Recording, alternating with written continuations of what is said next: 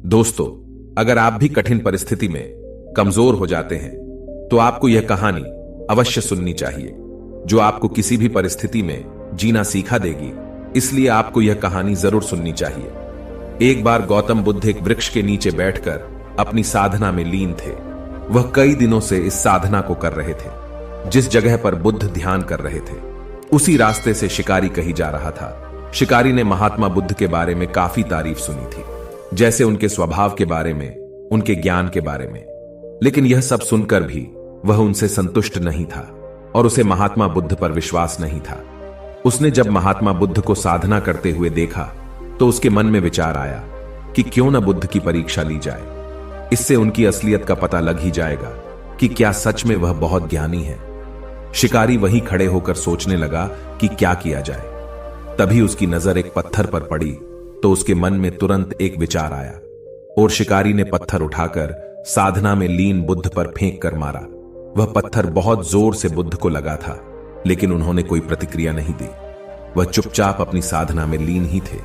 बुद्ध का मानना था कि शरीर को तकलीफ होती है, आत्मा को कभी नहीं। दोस्तों, उसी तरह शिकारी द्वारा फेंके गए पत्थर से उनके शरीर को तकलीफ हुई है, न कि आत्मा को, और बिना किसी प्रक्रिया के साधना में लगे रहे। शिकारी कुछ समय तक बुद्ध की तरफ देखता रहा और सोचता रहा कि अब महात्मा बुद्ध कुछ तो प्रतिक्रिया करेंगे। लेकिन महात्मा बुद्ध अपनी साधना में लीन थे। उन्होंने कोई प्रतिक्रिया नहीं की। कुछ देर बाद फिर शिकारी ने पत्थर से बुद्ध को मारा। पत्थर अब की बार महात्मा बुद्ध की आंखों के ऊपर लगा और उस जगह से बहुत तेज रक्त बहने लगा। महात्मा बुद्ध को महसूस हो गया था कि उनके शरीर से रक्त बह रहा है, लेकिन वह तब भी अपने ध्यान से नहीं उठे।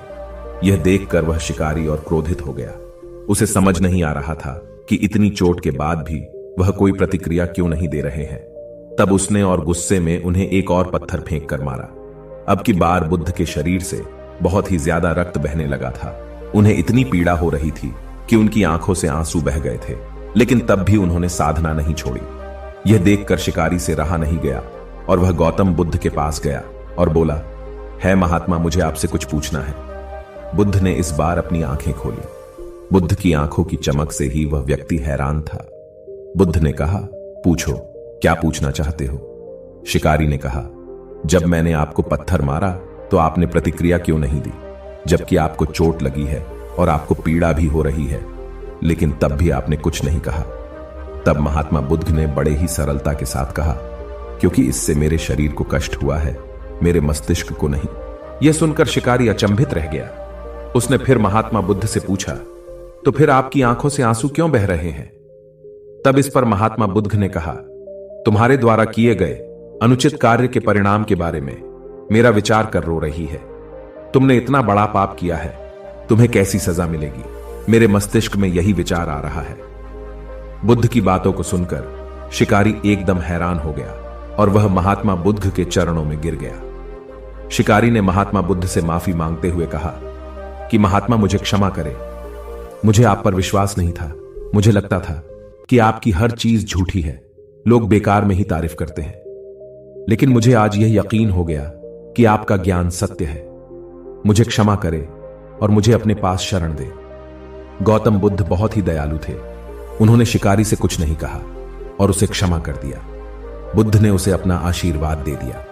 वह शिकारी महात्मा बुद्ध का आशीर्वाद पाकर एक महान व्यक्ति और साधक के रूप में अपना जीवन व्यतीत करने लगा।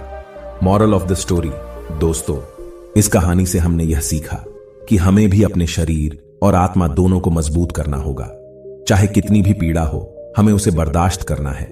यदि आप उस पीड़ा के आगे हार जाओगे तो कमजोर पड़ जाओगे। इसलिए खुद को मजबूत करो। यदि आपने स्वयं को मजबूत कर लिया तो कोई भी आपको किसी भी परिस्थिति में नहीं तोड़ सकता। दोस्तों, आप हमें कमेंट करके जरूर बताएं कि आपको यह कहानी कैसी लगी। ऐसी ही कहानियों को पाने के लिए आप हमारे चैनल को सब्सक्राइब जरूर करें। सुनते रहिए। धन्यवाद।